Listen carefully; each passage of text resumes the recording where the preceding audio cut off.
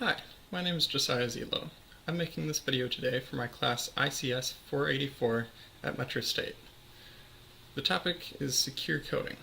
So what is secure coding? Secure coding is essentially best practices in regards to coding applications, operating systems, whatever your project may be for programming. That means that it's made up of a bunch of methods of coding and adding code to check stuff like inputs to make sure that they're doing what they're supposed to be doing and only that. So why is it important? Take the example I just mentioned with an input box. If you made a website with an input that leads to a database backend and you haven't practiced secure coding to make sure that nobody inserted any SQL code, you might get your database hacked and information stolen or deleted or any number of things that you really don't want going on. And if you're working for a company that stores personal user information in your database and someone uses this same SQL injection attack to get emails, payment information, or other personal info, you might be out of your job and it's possible your career might be over. So, with that, this is a disclaimer. If you're going to continue watching this video, it is for educational purposes only.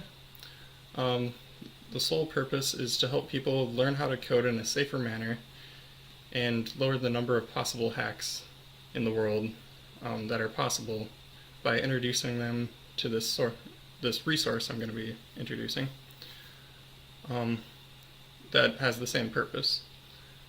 Any damages or losses that you may have incurred, that may have been incurred on you or on any organization you're a part of, I am not liable for. If you have any other purpose than learning how to make secure applications for making the world a better place, then do not continue watching this video. So, with that out of the way, here is OWASP. So, OWASP is a web resource. It is an organization, actually, a non-profit. But what does OWASP stand for? OWASP is Open Web Application Security Project. It is, as I said, a non-profit. It is open source and tries to be open to everyone in the world so that they can all use it. Yeah, but let's see what they have to say about themselves. So, about OWASP. And let it load here. Okay. So, OWASP has a bunch of bylaws and stuff they've written up, but their core values. They're trying to be an open, innovative, global company with integrity. So, by open, they mean that they're trying to keep everything open source and be transparent with, as they say, their finances and everything. Innovation, they're just trying to encourage new and better ways to keep applications more secure. The global is pretty self-explanatory. And integrity, again, they're trying to stay open and trustworthy, which is a noble endeavor. And then their core purpose. So their core purpose essentially is saying, be the thriving global community that drives visibility and evolution in the safety and security of the world's software. So that part about evolving the safety and security of the world's software is really important. That's because malware continues to evolve and grow with sometimes very creative ways to do things. And the InfoSec world also needs to be growing and making advances at least as fast, if not faster, than the malware makers. So, let's go look at some of their projects.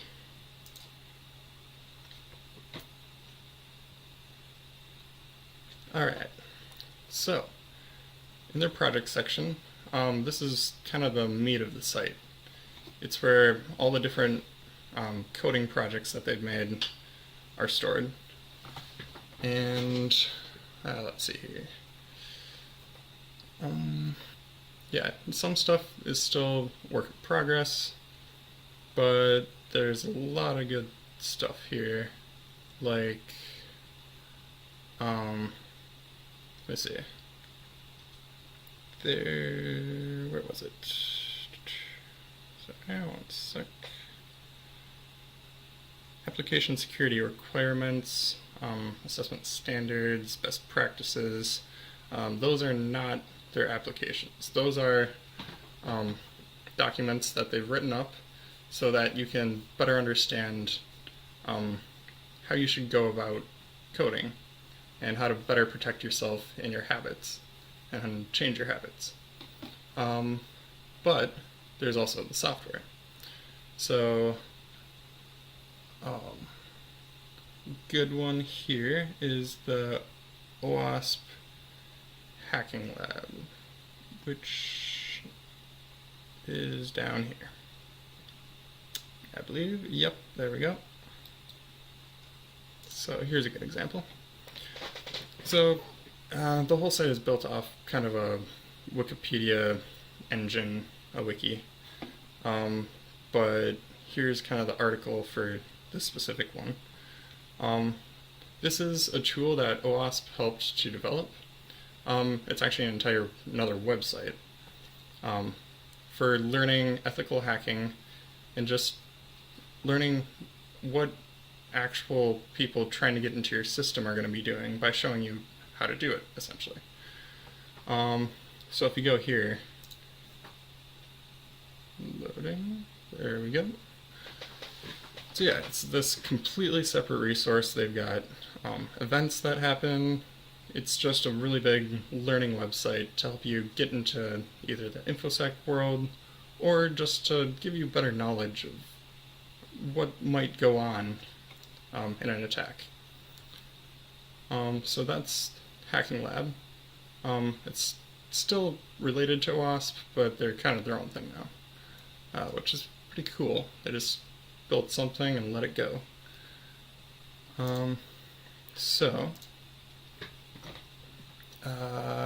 Let's go up here. So, in addition to this area with projects, most of the site is pretty well laid out, but there's also some things that aren't as easy to find unless you search for them here. So let's search for source code. There it was, actually. Source code analysis tools. Alright, so this is another resource on the site that focuses more on the applications to test your source code for vulnerabilities and other logical errors. Unfortunately, yeah, it's not easy to get to unless you know about it, but down here we've got the actual links. So they pretty much found a lot of projects that other people have already done, and instead of just promoting their own, they're trying to give everyone whatever resources might best help them. So they got a little description next to each one of them. Some of them are for specific languages, different sorts of things. Here's commercial tools, so probably stuff you gotta pay for. This is a very good section if all you're looking for is just some software to help you keep your code more secure. Otherwise, they do have their own, as I was just showing you. So let's go back to this home page here. On their home page, they have a bunch of events. Click here. Their upcoming events, they have a lot of conferences, one every year at least, although they have them in different locations and there's some regional ones too. But it's a yearly occurrence. with, let's see, here we go. So they've got like Israel, Brazil. Yeah, they definitely have multiple per year. They also have training, meetups, just all sorts of events going on around the world. So if you want to get involved that way, just kind of more talk to people about it who are involved, get to know what's happening, maybe learn some stuff there. This might be a good place to keep your eye on. All their conferences. And so with that, they also have a blog. This blog is it's got a lot of good information if you want to get a little more involved. They've got a board for their nonprofit, so they've just got a lot of, like, this one was just elected. It's just a lot of good updates as to what's going on in OWASP. Yeah, just a lot of different things here. There's one of the conferences. So yeah, their blog, if you're planning to get a little more involved, definitely good to check that out. Let's see. So, getting started.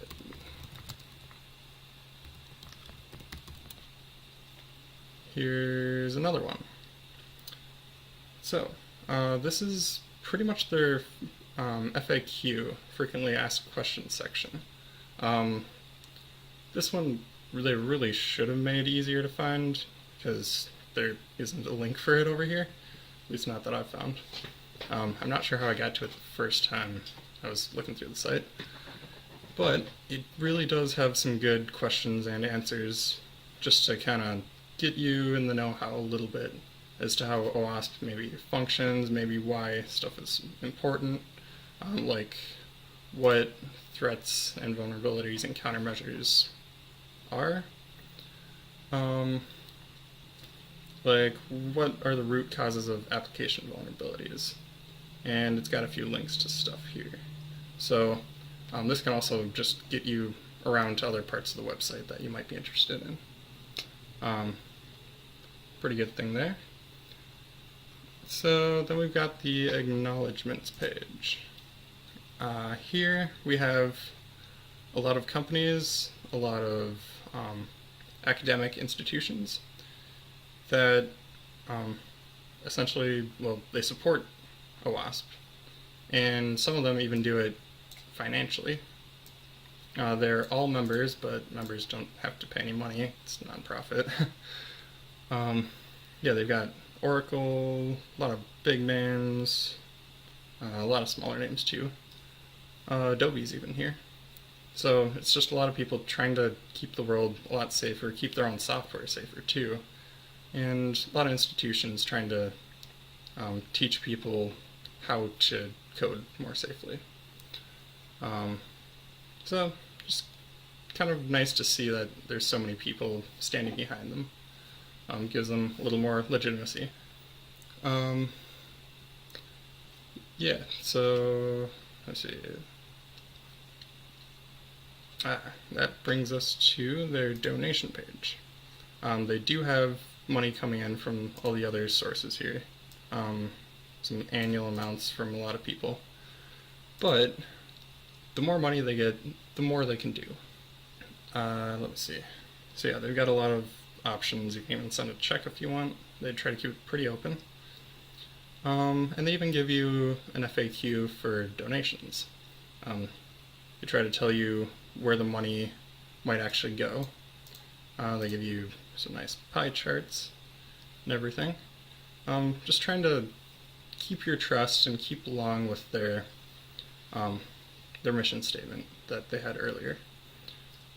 Just be really open and honest with everyone as to what's happening with their money, with the projects. Just they're doing a pretty good job here. So from that, we have the video section, and this is kind of going back to the conferences. A little bit. It's more than just conferences here. It is a few more of their events, like their trainings and stuff. They've got a lot of videos from all these events. They've got like playlists for every single one of them. So if you don't want the human interaction, but you do want someone to be telling you more about it, who's actually a part of the organization, these things might be good. You can also just learn a whole lot of stuff from all the different talks that they have at some of these conferences. You can just sit down here and learn so much. It's a really great resource here, if that's your thing. So now let's go to controls. I won't get too much into exactly what it is. If you want to visit the site and read this a bit, that's perfectly fine. So down here, let's see, we are looking at input validation. They actually have all sorts of different like code samples and stuff for all these different problems. This one here is for input validation, like I was talking about before, as an SQL injection as a kind. This is just taking an input, and before it gets sent anywhere, grabbing it and running through all of the characters with a test condition. Here's the one right here. Gets the array, then throws it over here, cleans it up if it needs to, otherwise spits it out to the original place it was supposed to go. Just a nice check that'll save you a whole lot of headache later down the road. So, let's see, glossary of terms. We have that right. Well, that doesn't seem to be too close here. Let's look that up, actually. Glossary. Alright, so this is really nice. If for some reason you're coding and you don't know too much about terminology in the information security world, you can look up whatever terms you want. They're trying to compile this list of all the terms and all the definitions. It's really nice. They've even got, also sometimes they link to other ones to give you a little more explanation. They've got a nice quick way to find whichever one you might be looking for. And let's go to attacks. So I'll go here, attacks. This is great. It gives you information about all different sorts of attacks that could possibly happen. Let's look at, I believe it was SQL injection. Just talks about it, links you to resources, gives you some code here to look at if that's a way that helps you learn about stuff. Really great section. Either learning more about attacks that you want to prevent, or just learning about new kinds of attacks that you, just the knowledge of knowing about them, you might be able to help prevent them in your code. So here we have vulnerabilities and threat agents, also pretty much the same thing, just slightly different sorts of stuff. Like vulnerabilities, it's not as much attacks as it is you writing code that left something open. So more things here in the same way. So yeah, if you're really serious about making your code safer, OWASP is a great place to start. Understanding what sorts of threats there can be will begin to help you mitigate them, and you might even help prevent the next Equifax hack ahead of time without even knowing it, because it just never happens because you did it right. I encourage you to look through here, just learn whatever you feel comfortable learning. It can really help you, and it could help you in your future career, especially if you get involved here. Then you maybe can put it on your resume and it'll look great for you. So with that, that is the end of my presentation. Yeah, thanks for watching.